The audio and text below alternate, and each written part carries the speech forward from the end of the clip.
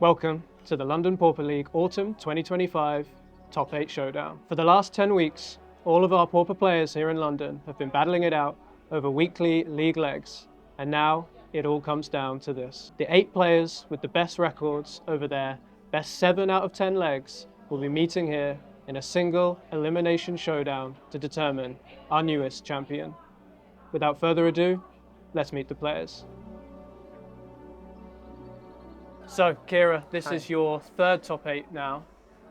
One, you took the championship down with Caw-Gates. A previous one, you Lost bowed in out the with semis. Caw-Gates in the semi-finals. Yeah. So, what are we bringing today? Caw-Gates. But the expected metagame, it does seem very blue heavy, which isn't good for Caw-Gates.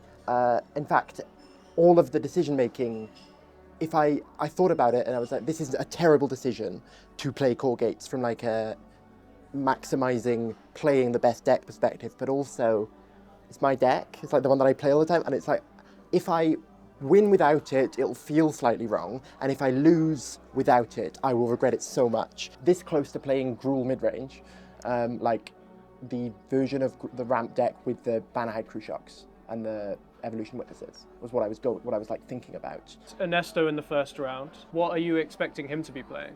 So my guess is Terra, mono blue Terra, because he's been playing it recently and he's beaten me with it twice recently, and it's normally a great matchup with Caw-Gates, but when I go up against Ernesto for some reason, and this isn't to do with either me or his playability, because that doesn't apply here, whatever the matchup is and whatever one would presume it to be in the grander metagame, the opposite happens, like every time without fail.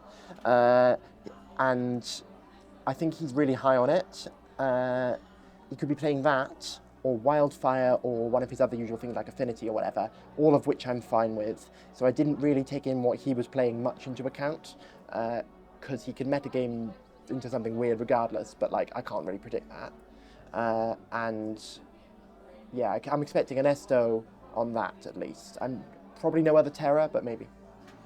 Well, you faced him once in the final before and you came out on top. Let's see how you can do in this one, and best of luck with all your matches today. Thank you. So I brought EphemerateTron, which is a deck I've got quite a lot of experience with. It's kind of a control style deck that doesn't see too much play in Pauper due to some of the difficulties of playing it online, which means it's kind of underrepresented for its power level. So yeah, looking forward to playing with it today. Nice. And you're up against Hayden in the first round. Yes. You're familiar with the sort of things he likes playing. What do you think he's going to bring today? And have you changed anything in your deck with that in mind? So I think he's probably playing Jeskai Ephemerate, which is for Trom is on the more difficult side of matchups. So I've got quite a few sideboard cards. I've got four Pyroblast and some other sort of counter spells that should be good against him. But I'm kind of feeling like it might be a bit of a challenging matchup. Trom is generally good against decks that are trying to attack you, whereas Hayden's kind of playing on a bit of a different axis, which we'll see how it goes, but it might be a tough one. Have you given much thought towards some of the other matchups you might face on the way to the final, or did you just really want to focus on the deck you were comfortable? I thought this was the deck that I was always likely to end up playing. I'm very comfortable with it. It's a powerful deck and one I enjoy playing. I think generally I'm going to be favoured or in a good position against the majority of the other decks. I imagine most other people will be playing with decks that want to attack and win through dealing damage, which are the sort of games that Tron is really adept at playing. Well, unsurprisingly, since you made it to the top 8, you are our Rookie of the Season this season. Let's see if you can take that title and follow it up with a League Championship as well. Best of luck today. Perfect, thank you. Back into another top 8. Yes. I believe it's been a couple since you've been here. It's been a long time. I've been grinding. The meta's changed, things have been different. What is it you're bringing for us today? I'm going to be playing Mono Black Sacrifice, which I've been playing most of the season. But this time, I've tweaked it a little bit, and I've added in a bunch of Zuberas to hopefully just nash people's hands and stop them from killing with my things. That's my plan. So what did you expect in your first matchup against the other Jack and in your side of the bracket that's made you want to make that change to the deck? Jack often plays walls, and walls can be tricky because I don't have a lot of evasion. Black Sack doesn't really have evasion, so he could just gum up the board and not let me get through. So what I was thinking was, he doesn't have that much removal either. So if I can get off a big bear turn, eat, for the sky's the limit, a bunch of cards from his hand, then he might just be top decking not very much for the rest of the game and let me get really tall and just smash. Perfect. Well, best of luck to you, and we look forward to see how you do. Thank you. So, Ben, previous champion, can't play the deck that you won the league with before since it's no longer in the format. What are you bringing for us today? Not Brewed Scale, unfortunately. Bringing High Tide. It's a very unstable deck, but it's one I kind of enjoy jamming and will get probably some tilt factor off my opponents. Out of my main 3 decks at the moment of High Tide, Jund Wildfire and Walls combo, it's probably the best matchup into the decks that people are commonly playing, but most people at the store can play basically whatever, so we'll see. You're up against Ross in the first round. What do you think he might be bringing today? I wouldn't be surprised to see like Madness or Spy. Well, best of luck with everything today, and we'll see how it goes for you. Yeah. Thank you. Ross, another top 8 for you. You're in the last one. What have you brought for us today? I'm running it back. We're on 2-land Spy again. Any specific changes you've made to the build from last time, or bearing in mind the matchups you think you might face this time around? Yeah, so I was anticipating my opponent being on Jund Wildfire, Walls combo, or High Tide. I've been playing a lot of Mono Red Madness this season, and with that in mind, I don't think my opponent can justifiably bring Jund Wildfire. So I'm anticipating Walls or High Tide. I've gone down on the Simian Spirit Guide, so cutting the fast mana, aiming to get more consistency with selection and have less creatures in exile for the time that it goes to the combo turn. I'm also running back the kind of main board protection again with Dispel and Rust with the Jack-o'-lantern in the main. I've made a controversial decision with the sideboard to kind of make myself weak to Fae, because I'm not anticipating Fae at all, so I'm running some more tech pieces in the side, and hopefully you'll get a chance to see some of that. Very nice. Well, over the course of this season, we've seen Spy actually become a real deck. I know you've been playing it for a long time, in the form of Wall Spy. Was that ever a consideration, or is your heart always with the 2 lands? It's not sexy enough for me. It just doesn't do it. It's a very good deck, and it's kind of increased the consistency and mitigated a few of those issues that the lower land counts do. But if I'm playing combo, I want it to feel like combo. It's got to be explosive, it's got to do its thing, or it's got to fall flat on its face. And I think 2-land Spy is the perfect thing for that. Well, you always stick to your principles. Best of luck today. We look forward to seeing how you do. Thank you. Thank you very much. So, Jack, Hello. entering another top 8. It's not your first time here. 4th. What are you bringing for us today? I'm bringing Walls, despite it being a terrible decision, and you telling me that I'm slamming my face to a brick wall every time I'm bringing it. I want to slam my face just one more time. It's my last one. Well, we know you love the deck. What do you think you might be up against in the first round against Black Jack Sack. Joe? He likes the deck. He's pretty it out. It'd be a shame to bling out a deck and then not bring it. But then he could also bring Inside Out and like just throw me off.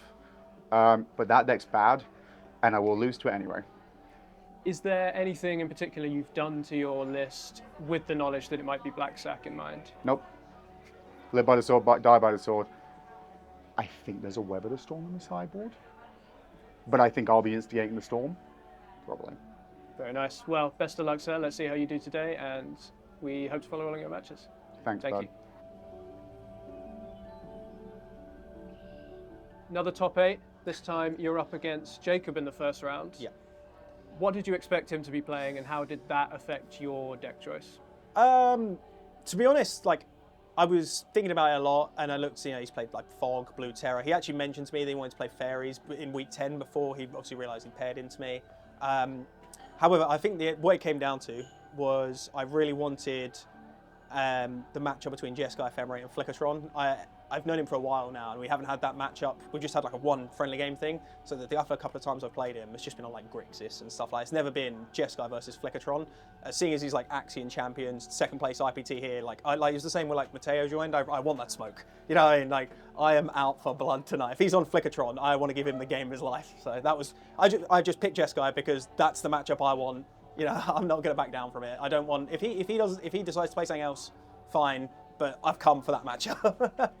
Very cool. So, anything interesting in your Jeskai deck today? You play it a lot, but any specific tech choices that you think might come up? Made a couple of changes, yeah. So we're playing one Torch the Tower today.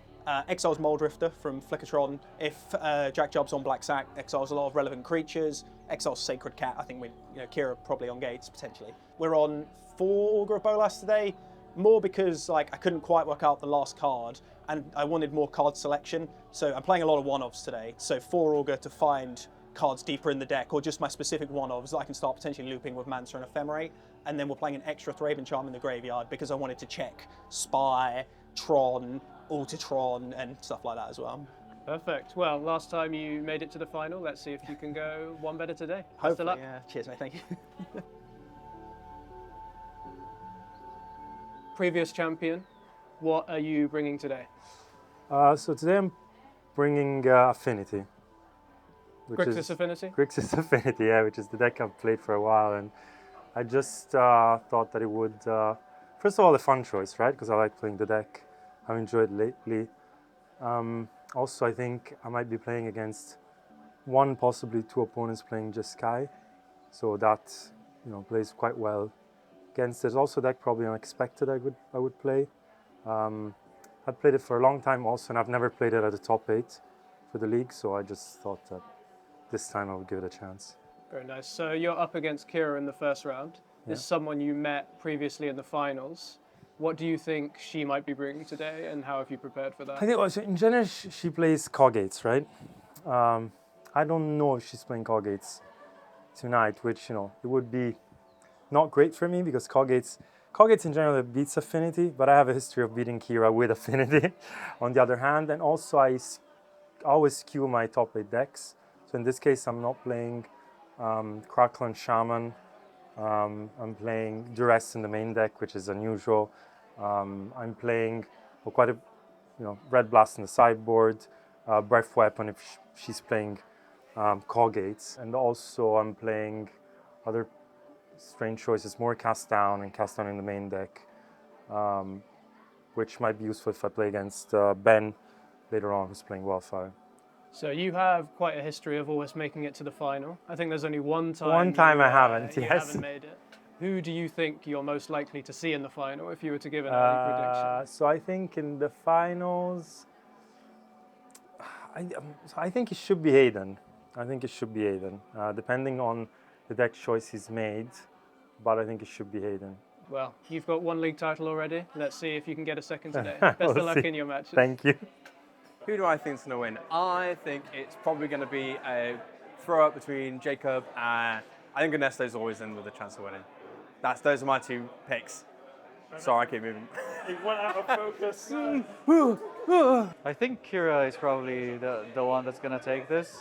She's so used to the deck, and yeah, it's very hard to beat her when she's on Caw-Gates. I would say Hayden is the one that I'm rooting for this time. I would like Ben to win as well, but obviously Ernesto. I mean, I'm participating in the metagaming a little bit, so that is really the team that I would like to see winning, but we'll see. What's my prediction? I think High Tide's going to take it to the house. I hate that deck. Good luck, Ben. In our first feature match, we have a clash of the Titans as 2 former champions go head-to-head in the quarterfinals. Ernesto, piloting his trusty Grixis Affinity, will be on the play in Game 1 as the higher seed, up against Kira, piloting her Caw-Gates deck. On the play in Game 1 of our first feature match is Ernesto on Grixis Affinity. This is a classic mid-range deck featuring powerful artifact synergies and absolutely packed with card draw effects. Its main aim is to overwhelm the opponent with sheer resource advantage, and it's full of key disruptive pieces which can slow down the game plans of its opponent, while it builds up a strong board of creatures such as Mirror Enforcer and Refurbished Familiar, and it can even finish the game from hand if required with Galvanic Blast or with multiple pings from a makeshift munitions once the opponent gets down to a low life total. There are a few key differences in the list that Ernesto is running today compared to the stock. For one, the absence of Crackland Shaman. This creature is usually a mainstay in these decks as it deals with wide boards of creatures on the ground, but today Ernesto's neglected to include it, potentially anticipating he's not going to be facing any of its best matchups such as elves.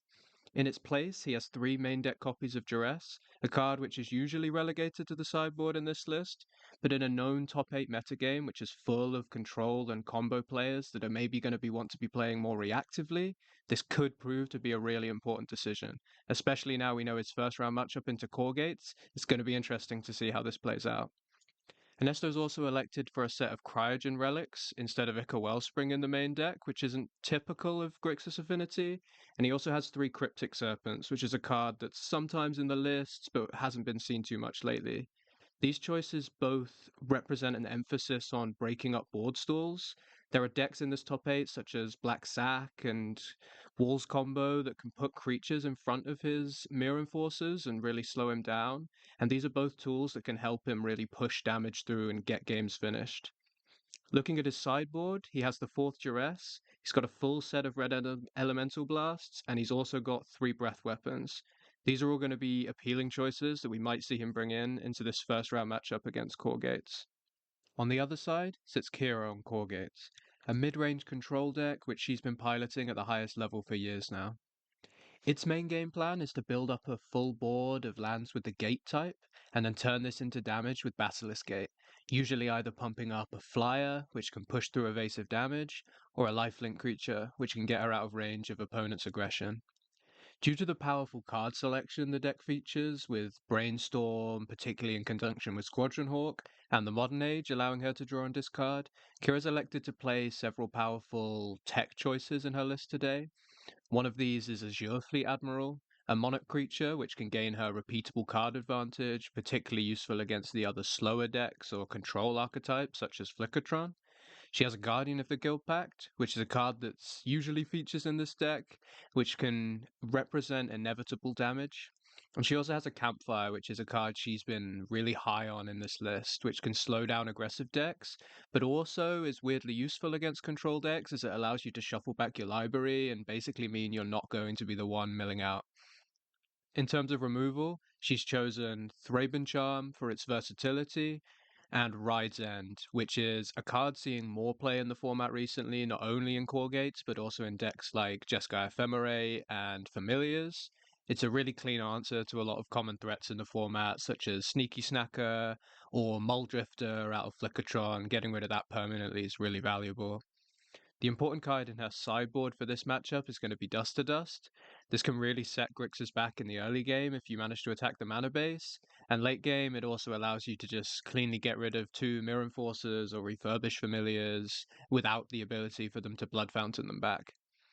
She also has an additional Thraben Charm, which is a great answer in this matchup. It can answer the Graveyard Recursion from the Blood Fountain, and it can also destroy that enchantment makeshift munitions that we talked about in the Grixis deck tech. Round 1's about to start, so let's get to the games. So it's a superstar clash in round 1 of our top 8, as 2 former league champions are going head to head in Ernesto and Kira. It's Grixis Affinity versus Caw-Gates, both decks which these players are really well known for, and it's a matchup that they've played against each other many times, so it really could go either way. On paper, you might say that the matchup's slightly Caw-Gates favoured, particularly after sideboarding once Dust to Dust is added to the deck, but these players know how to navigate this matchup really well, so it's going to be a super interesting one. Game 1, both players multi-6, and it starts fairly typically as they lead with a tap land each, and then Ernesto resolves the first spell of the game, an early Blood Fountain.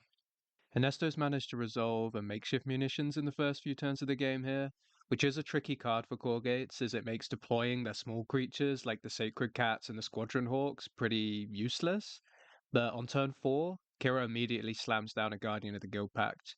This is an important card in the matchup for her, because although it can be blocked by Mirror Enforcer, It is safe from all of Ernesto's removal, including that makeshift munitions, and alongside a Basilisk Gate, can really threaten to push big damage as early as the next turn.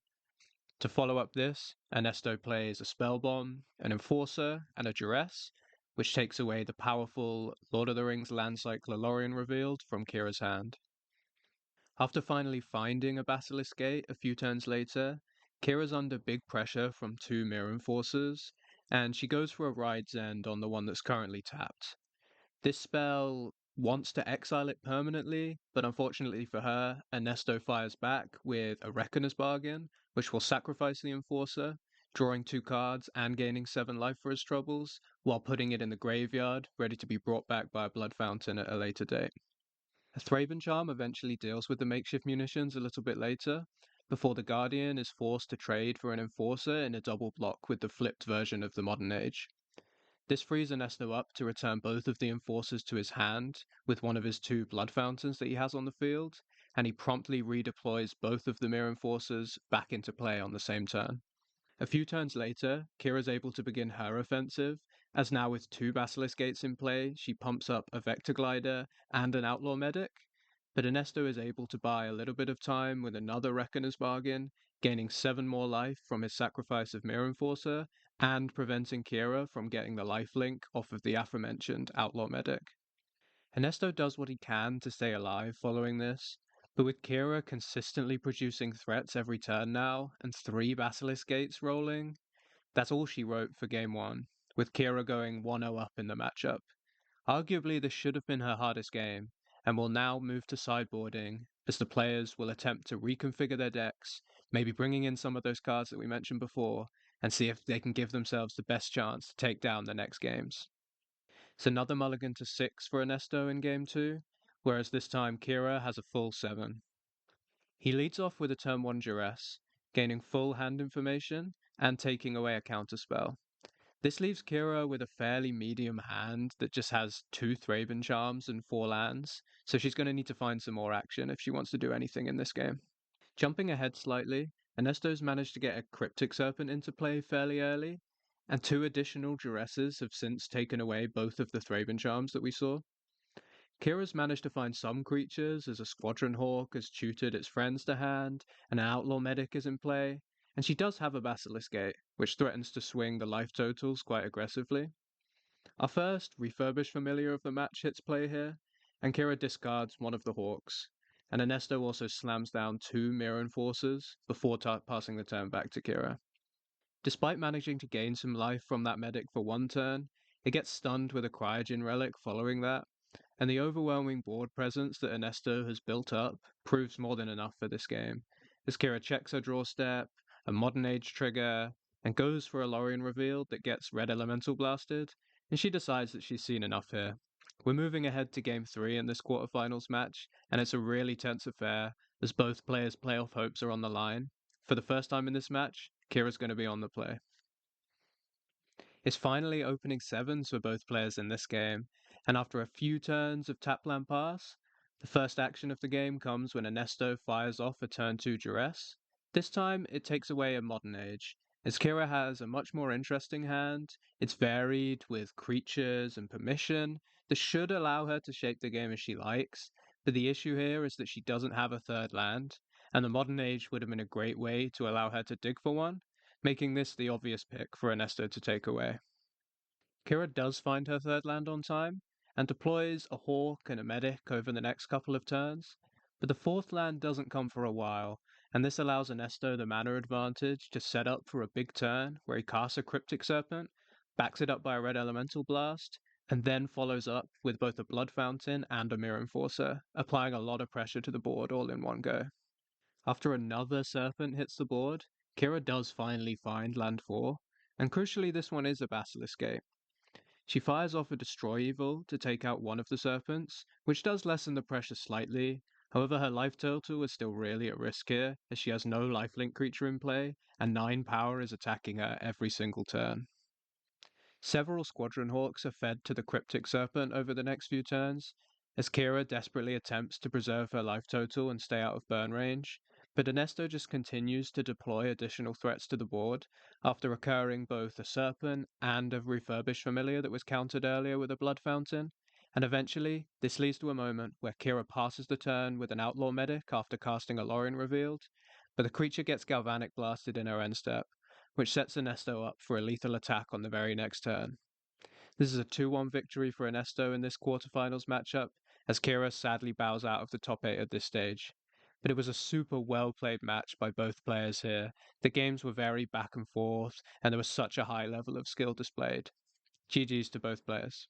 Round 1 done. Let's hear a little bit about how our quarterfinals winners are feeling after taking that next step towards becoming the champion. So Jack, congratulations. You've just come off the back of winning your first top 8 round. Yes, I did, unexpectedly. As predicted, it was Walls you faced up against. Yes. How did the games go? First game, Jack went off to a very quick start. I was also kind of quick. I had a pretty good opening, but yeah, he managed to land a Tuk-Tuk Rebel Fort and then build up enough mana to eventually just play a Freed from the Real for infinite mana and then find the win con. Game 2, the Zuberas, they did their job. I was pretty impressed. I brought in a load of Mez Fiends and all the removal as well from my sideboard. And I managed to eat 4 cards from Jack's hand and then found a couple of Mesmeric Fiends. So I was able to sort of basically keep Jack starved of resources while I swung in, managed to get there. And game 3, my deck pretty much did the classic black sack aggro thing of opening with a Beetle and a sack outlet, and then did the, what's it called, the Squirrel Man? Nested Shambler. Nested Shambler, Supernatural Stamina play to make 2 enormous Beetles and a Vampire, and Jack unfortunately multi-4, which was not a good place to be, and I pretty much got, I guess, what's a nut draw with my deck. So looking ahead, you've seen what your 2 semi-final opponents will be playing now. Who do you hope it is, and how do you think that those matchups will go for you? Oh, both matches are going to be absolutely horrible. I think it's Fogtron or Jeskai Ephemerate. They're both going to basically try and fog me out or just kill everything and counter anything that matters. And it's going to be a long game. My only real, I mean, this is kind of why I brought in the Zuberas. So hopefully early on, potentially I can just attack their hand and then while they're rebuilding, just keep swinging away. We'll see, but I don't have high hopes for sure. So Ben, congratulations, taken 1 step closer to winning the title for a second time. Tell us a little bit about how the match went. Was it what you predicted, and how did the games play out? So it was 2-land Spy, which was one of the variants of Spy I was considering what would be on, but I wasn't really sure. He plays a lot of different versions of the deck, so could have been a lot of different things. Match 1 was mostly Ross struggling to find Spy, so I had the time to build my pieces. And match 2 was this weird game of interaction between the 2 decks where I spent a lot of time tapping down the black source to deny mana before eventually Ross going for it when I had a good enough hand to stop him. Relatively interesting match, I'm pretty happy with it. Good to win, obviously, as well. Always nice to win. So that's 2 clean games. You're on to the semi-finals. You will have seen now what your opponents, potential semi-final opponents, are up to. They're still playing right now, but who do you hope that it is? And how do you think that matchup might play out either way? So it's against Ernesto on Affinity or against Kira on Caw-Gates. I think to go by the numbers, Caw-Gates is probably the better matchup because a lot of tap lands makes it a lot easier to Giga Drowse them out of mana, and they have limited interaction that you can generally play around a bit more. And also it helps that Kira is a lower seed, so I would get to be on the play for the match. I also think I saw Ernesto on some mainboard Duresses, which would make that match a bit harder than perhaps it usually would be. But both decks are pretty fine for me, which is kind of the reason I brought Tide to this event in the end. Well, sounds like you could be shaping up for a final. We don't want to get too ahead of ourselves now, but no, but it's a deck that will betray me. we'll let you get back to it, and best of luck in the next round, sir. Thank you. All right, Ernesto, congratulations. You've taken down your quarterfinals matchup. Tell us a little bit about the games. Was it what you were expecting, and how did they play out? So Kira was playing Caw-Gates in the end, which is the deck she usually plays, which I was partly expecting as well. We went the full 3 games, and quite close.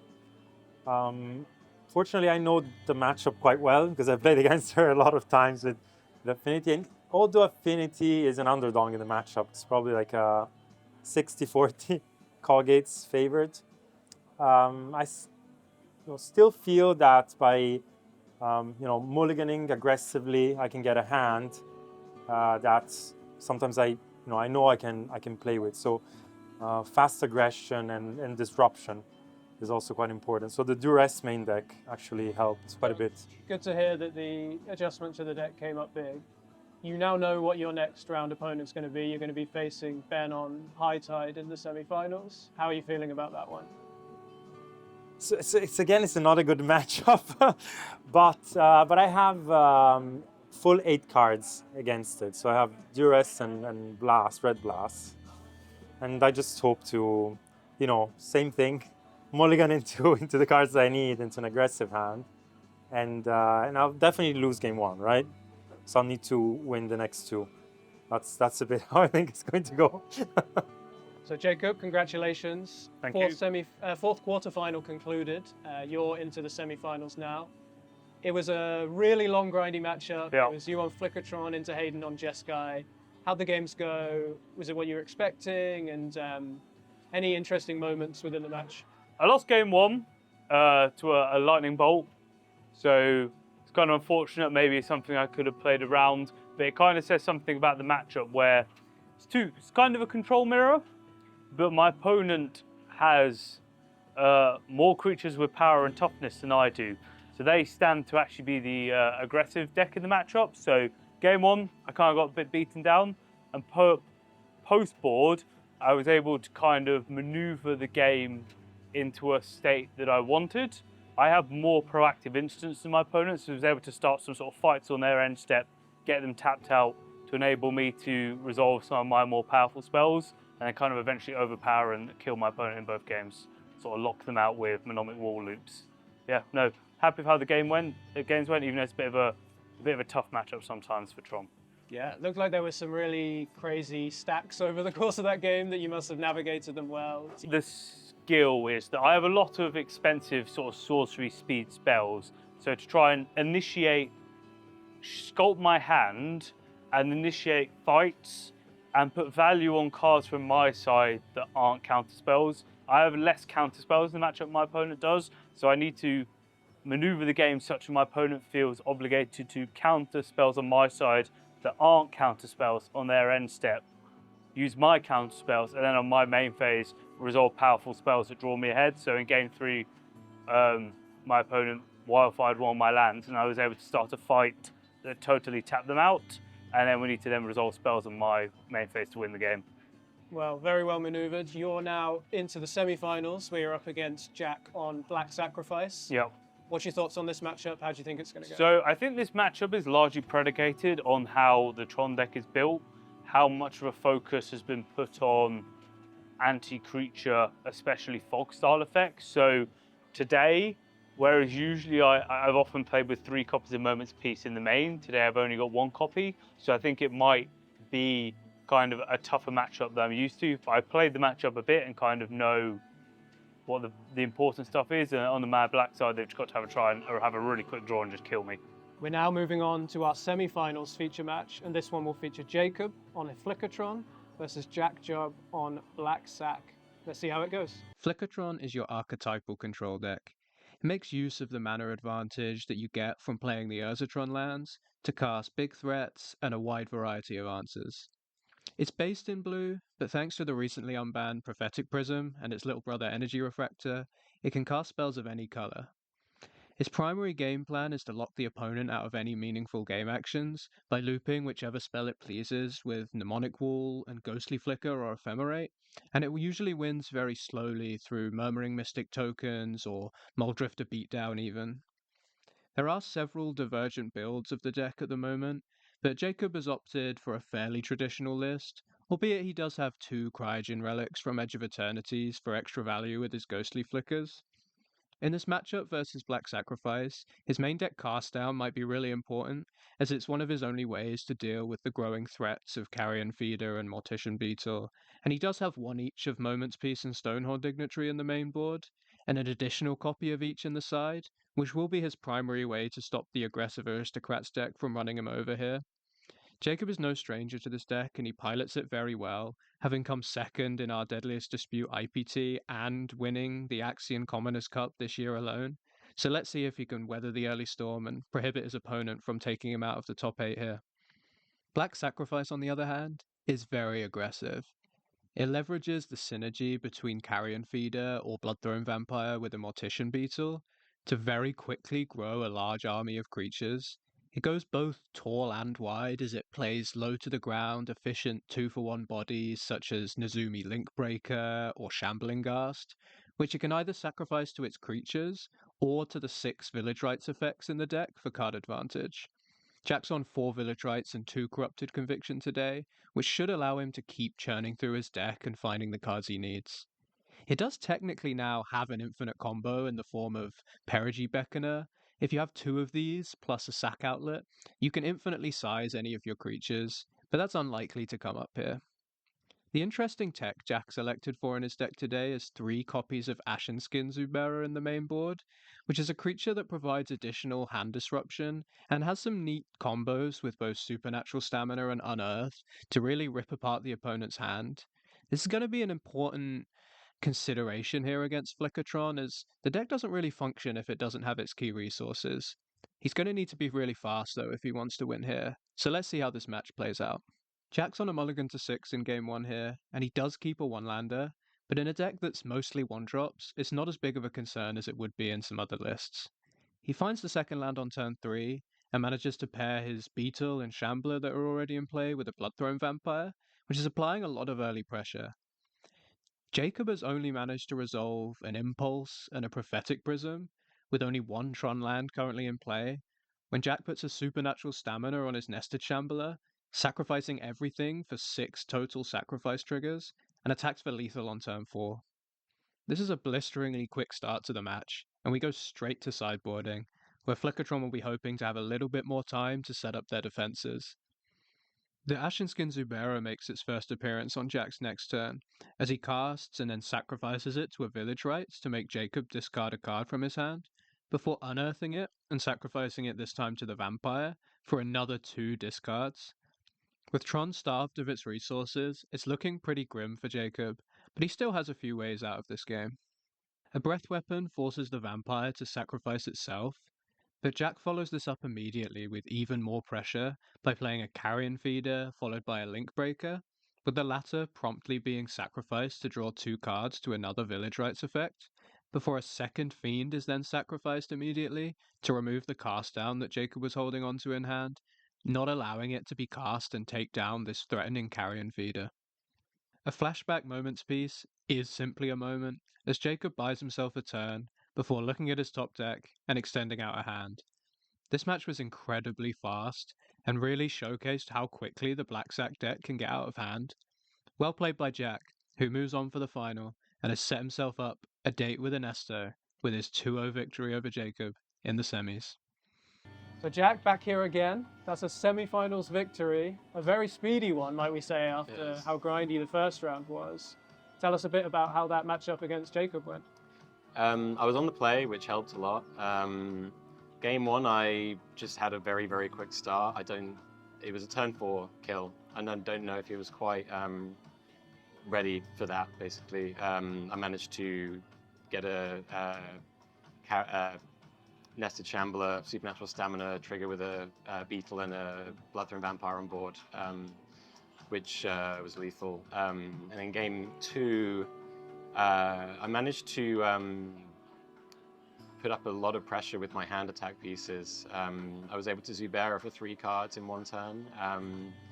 And then I was also able to use Mesmeric Fiends to take more cards out of his hand. So I pretty much was able to just basically pick apart his hand and keep him top decking whilst I swung in. It was yeah, pretty. The deck performed exactly as it was supposed to, which is very unusual for an on-camera game. But yeah, I'm very happy.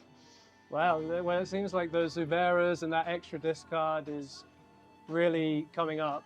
Yeah, the extra hand attack I put in. I knew I was going to be against quite a big field of control decks, and I kind of felt like the aggro plan was slightly more fragile to being blown out than just to sort of go after their resources, basically. Yeah, it's worked so far. Yeah. So the other semi-finals going on right now. Yes. You've got sorry. Yeah, sorry. Yeah. You got High Tide and you've got Grixis. What do you want? I want High Tide for sure. You want High Tide? My game plan against High Tide is just make them discard their hand, and then that's basically how I beat them. Grixis is going to be pretty ugly. I would just be hoping I don't get Clan Shaman into oblivion, basically. So yeah, I'm hoping that Ben can get there, basically. So Ernesto, congratulations again. You're into the finals, as we've been talking about. How was your matchup just then against High Tide? Well, not very exciting, I feel, right? Because it's just a matter of drawing the right cards, right hate cards for the matchup. So I have like maybe 12 cards I can draw, and I need to just happen in my hand. So I just mold to 6 game 1 and mold to 5 game 2 in order to see at least 2 of those 12 cards, basically. And you got there in 2 clean games? And I got there, I got there easily because Ben was also quite unlucky, I think. And he just fizzled when he tried to combo off because he was under pressure and with limited resources. Yeah. So another matchup where the main board duresses have been an important part. It's looking like an inspired decision. Definitely. I think, I'm not playing Clan Shaman, right? So I'm basically substituting those for duress, which, Clan Shaman would have been useless all throughout these 2 matches. Well, it may be a card that you'd have wanted to see more in your finals matchup, because you're now I against, think so. You're now against Black Sack. What do you think? How do you think this matchup's going to go? It's a tricky one. I think it should be. It's not ideal, I would say, but I think that the Black Sack player still needs to get through my creatures, and I have recursion for my creatures as well. So as long as I can keep, a wall of creatures to block the attackers, it should be when they become big enough, it should be enough. Then that needs to buy me enough time to either do 2-for-1s with blasts or draw cast down, which I have in the main deck and sideboard. So the 3 cast down, I like the sort of 3 toxin analysis plus shaman combo, we could say. So still not ideal, but I can have some plays that I can make. Well, your not ideal matchups have been working out so far. So, let's see if you can continue. Best of luck in the final. We'll let you get right to it, and well done so far. Thank you. So there we have it. We have our finals set. Ernesto on Grixis Affinity versus Jack Jubb on Black Sacrifice. Without further ado, let's get to that final and see who will walk away as the league champion. We've already taken a look at Ernesto's deck in round 1, so let's just take a moment to talk about some of the sideboard options that he has and how his deck looks going into this final. So far, the Clan Shaman for Duress swap in the main deck has been treating Ernesto perfectly, as he's faced up into Caw-Gates followed by High Tide. However, in this matchup, he might wish that he had access to the board answer instead, as Black Sack can flood the board very aggressively. The Serpents might be important here to sneak damage through a clogged board, but it's only if he lives that long. And what Ernesto really needs to do is find his 2 copies of Cast Down, which becomes 3 post-sideboard, to clear out the Carrion Feeders and Mortician Beetles once they get too big for his Munitions and Galvanic Blast to pick off. Once he does go to sideboards, he will have access to both Breath Weapon and Unexpected Fangs, which are great anti-aggression tools that could be really important here. But knowing it's a best-of-5 final with 2 pre-boarded games, is it going to be too late? Over on Jack's side, it's less clear-cut what he's going to do, as he has tools like Rotten Reunion, which will stop Blood Fountain recursion, and Tragic Slip, which can kill the problematic Cryptic Serpents. But he might just go with the strategy that's been serving him well in this top 8 so far, with hand attack, backed up by aggression. as he's got Mesmeric Fiends and the Zuberas, which could starve Grixis of its resources and more specifically its answers, while he sneaks by with his low-to-the-ground creatures and tries to take the title. It's going to be a super interesting final, so let's get straight to the games and see how it plays out.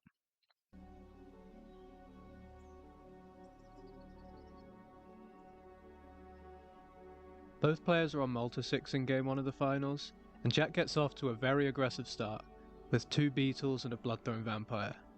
Ernesto's stuck on 2 lands here and is missing access to blue mana, so he passes to Jack, who's able to warp a Beckoner onto a Link Breaker, creating 4 instances of sacrifice for his Bloodthorn Vampire, getting to attack for 19. Ernesto blocks with his Familiar and sacrifices it to a Reckoner's Bargain, which gains him 4 life, as well as drawing 2 cards, and lets him stay alive this turn. But after seeing his next draw, he scoops it up, and we move on to our second pre-boarded game just as quickly as this one started. It's another lightning fast win for Jack, who might just be able to carry this momentum all the way to the win.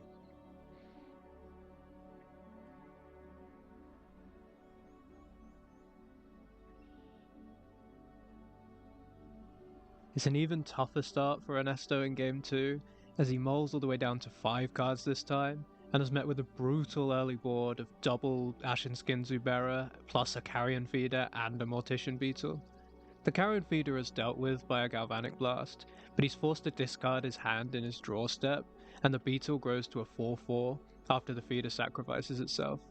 He does have some defenses set up this time in the form of a Mirror Enforcer and a Refurbished Familiar, but Jack is now firmly ahead of resources in this second game. It becomes a race between the Mirror Enforcer and the Mortician Beetle, but after Ernesto only draws lands for a couple of turns, the Beetle proves to be the better threat, as Jack suits it up with a Supernatural Stamina for an 8 damage lethal, putting himself 2 games up already in this final. We now go into sideboarding, where Ernesto might gain a slight edge, but will he be able to pull off the reverse sweep?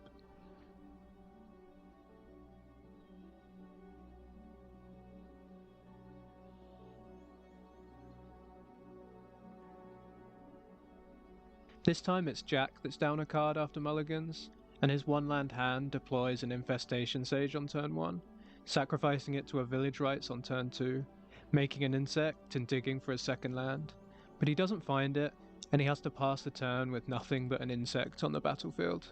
Due to the early mana stumbles, it takes Jack a lot longer to get set up in this game, and after he creates a Decayed Zombie off of Rotten Reunion in Ernesto's end step, Ernesto fires off a Breath Weapon to clean up the entire board, setting Jack really far back in his development while getting to retain his on-board Mirror Enforcer.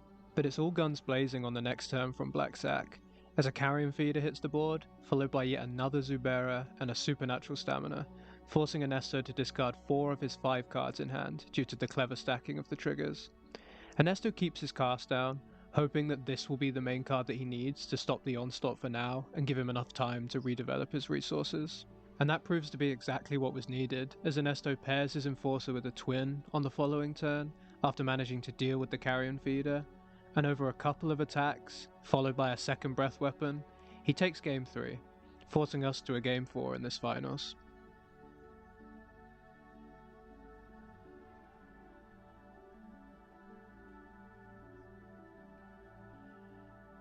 It's yet another trademark fantastic start for Jack in Game 4, as by his turn 4, his board consists of 2 Zuberas, a Bloodthorn Vampire, and a Mortician Beetle. He sacrifices 1 Zubera to a Village Rites and the second to the Vampire at the same time, making Ernesto discard 4 cards, but Ernesto has his trusty Reckoner's Bargain once again to sacrifice an onboard Cryogen Relic and draw 3 cards in response, only going down 1 card in hand overall. Ernesto then has a really powerful turn of his own, as he deploys a Blood Fountain, allowing a 2-mana Cryptic Serpent to hit the battlefield, and then Galvanic Blast the Mortician Beetle, removing that growing threat from play before it can get out of hand. Jack attacks with a Bloodthorn Vampire a few turns later, with a board full of creatures ready to be sacrificed to it, and Ernesto double blocks with his 2 Cryptic Serpents, forcing Jack to make the difficult decision of how much to commit to this exchange, knowing that a well-timed cast down could blow him out really heavily if he goes all in. Eventually he decides to simply sacrifice his 2 Shambling Ghasts, shrinking a Serpent with one of them and making a treasure token with the other. This causes the Vampire to trade with one of the Serpents, all while growing his onboard Mortician Beetle at the same time. A Mesmeric Fiend comes down on Jack's following turn, and Ernesto responds by using the cast down in his hand on the Beetle, allowing the Fiend to take one of his 2 Reckoner's Bargains, and leaving him with a second to refuel afterwards. Another Cryptic Serpent and a Mirror Enforcer hit play, and that's just too much for Jack to deal with, meaning we're heading to a finals game 5. It really does not get closer than this, and Jack is now on the play for this final game. Is Ernesto going to complete the reverse sweep to claim his 2nd league championship, or will Jack end the comeback here and become league champion for the very first time?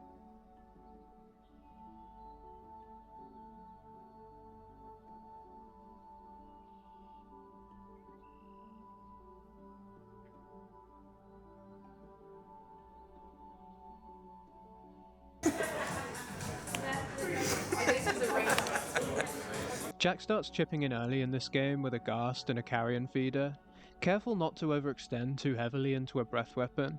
Ernesto only plays lands on his first 3 turns. On turn 4, he plays a Refurbished Familiar, and Jack responds to this by sacrificing the Ghast to a Village Rites, both killing the Familiar and giving him fresh options to discard. Ernesto responds to this with a Galvanic Blast on the Carrion Feeder, removing that too, and clears Jack's boards completely. Ernesto attacks him with a Gearseeker Serpent, and Jack elects not to block, so before damage, he suits it up with an Unexpected Fangs, permanently giving it a +1/+1 counter and lifelink, causing a massive life swing and making the Serpent an even bigger threat. Ernesto puts a stun counter on the Carrion Feeder, before attacking in with his Refurbished Familiar and a freshly unblockable Gearseeker Serpent. Jack sacrifices a Shambling Ghast to a Village Rites before damage, killing the Refurbished Familiar and potentially looking for a Tragic Slip to deal with the Serpent, but it doesn't come, and he takes another 6 damage, with Ernesto buffering his life total all the way up to 23. If he can't find a way to deal with this Serpent soon, it's going to spell the end of this match. Jack manages to make some progress as he staminas a Nested Shambler and sacrifices it to make 3 squirrels, but the Feeder eats a Galv Blast, removing that threat from the table. Ernesto heads into his turn and swiftly makes the Serpent unblockable once again, attacking him for another 6, and Jack knows that this is his last stand, so he sacrifices the Nested Shambler again to a Village Rites to make another squirrel and dig for that all-important removal. But once again, it evades him, and the Gearseeker brings Jack cleanly down to 2 life for a Galvanic Blast to finish the job. The real tragedy being that the Tragic Slip was the very next card on his library. So, Ernesto claims his 3rd win in this match and the victory in this top 8 playoff. This whole season, he's been playing well and he's piloted Grixis excellently throughout these 3 matches today. Let's head over to the trophy presentation now as the Autumn 2025 season finally comes to a close. After 3 rounds today and 10 weeks before that, including 5 games in the final, we finally have our winner, and it is 2-time champion Ernesto with Grixis Affinity. One day I'll be a 3-time champion like Morgan. One day. That's the ambition. One day. To be like Morgan. So there we have it. It all came down to that, and Ernesto managed to get over the finish line and claim the win with Grixis Affinity. If you like this content, please let us know. This is something really experimental for us. We haven't tried this before, and we'd love to get any feedback on what you liked or how we could improve. Don't forget to like, comment, and subscribe, and stay tuned for more Pauper action coming soon. Thank you. Is that what YouTubers usually say? Something like that, right? Yeah. Yeah.